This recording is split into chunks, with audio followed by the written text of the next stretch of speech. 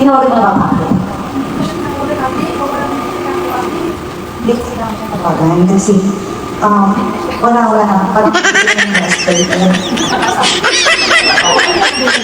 pero sa ngayon, gusto ko na magkaayos ka ng ayaw, pinapakaway. Gusto ko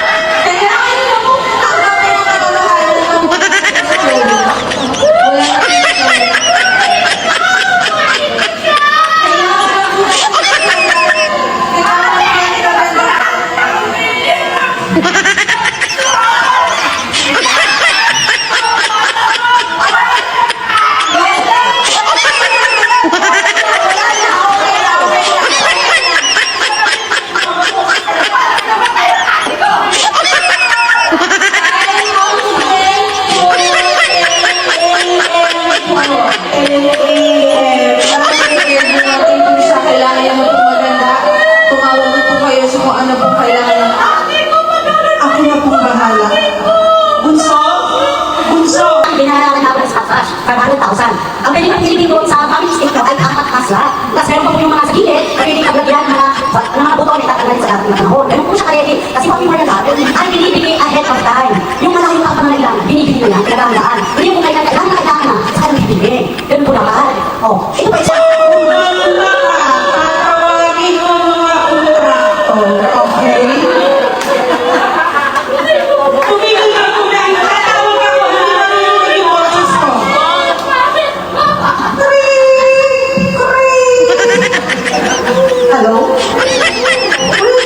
Agent Eva, pwede bang pumunta ka dito sa Steambox? nandito yung kapatid ko, kailangan namin ng tulong mo. Ngayon na. Okay, right away po. Thank you. Okay, thank you. Thank you.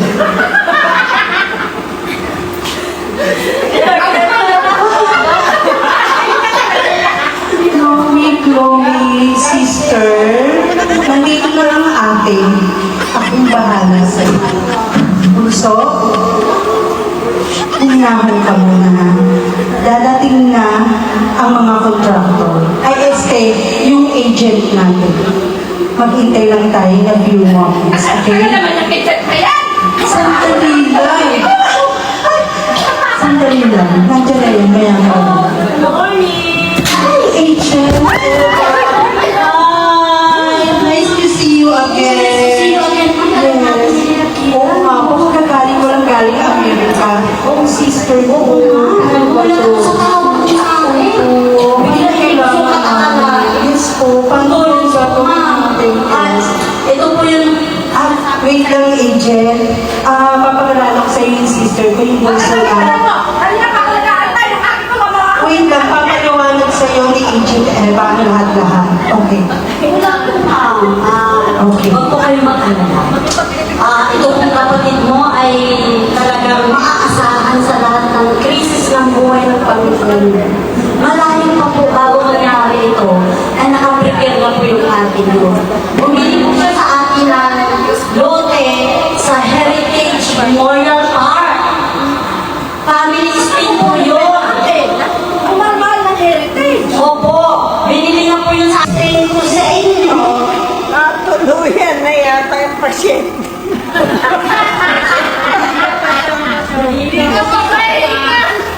Sa heritage memorial park po, wala pa kayong dapat ipangamba o ipakalala. Dahil po, ganda po ng services ng heritage memorial park.